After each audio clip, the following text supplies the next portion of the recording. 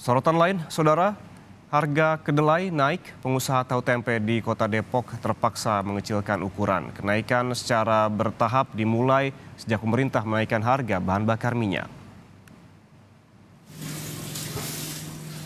Naiknya harga bahan bakar minyak berdampak pada penjual tahu dan tempe di Cimanggis, Depok, Jawa Barat. Perajin tahu tidak menaikkan harga tahu tempe, namun harus memperkecil ukurannya.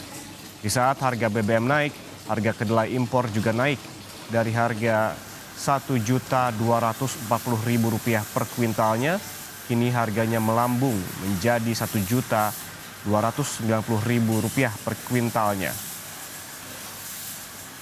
Meski tidak merugi, kondisi ini membuat omset penjual turun hingga 30%. Kalau untuk siasat penjualan, karena apa-apanya naik gitu kan, bahan baku naik, bahan bakar naik gitu kan, kebetulan kayu juga ikut-ikutan naik tuh, karena ngirimnya kali pakai mobil jadi ya ongkosnya naik gitu. Nah untuk siasat ya kita main di ukuran paling, di ukuran kita kecilin dikit-dikit, walaupun emang ada dampaknya ya omset kita agak menurun, walaupun nggak signifikan tapi udah mulai terasa.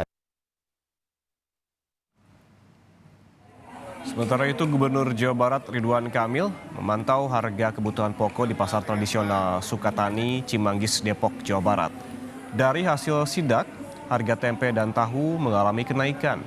Ridwan Kamil sempat bertanya kepada pedagang dampak kenaikan harga kedelai ke harga tahu tempe kepada salah seorang pedagang.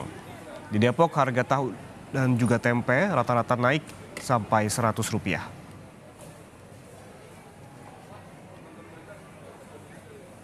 Harga di berbagai daerah di Jawa Barat untuk memastikan ada kenaikan, tapi rata-rata hanya sepertiga produk dan itu sesuai dengan konfirmasi laporan, dan kenaikan maksimal hanya 10%, jadi masih tolerable ya.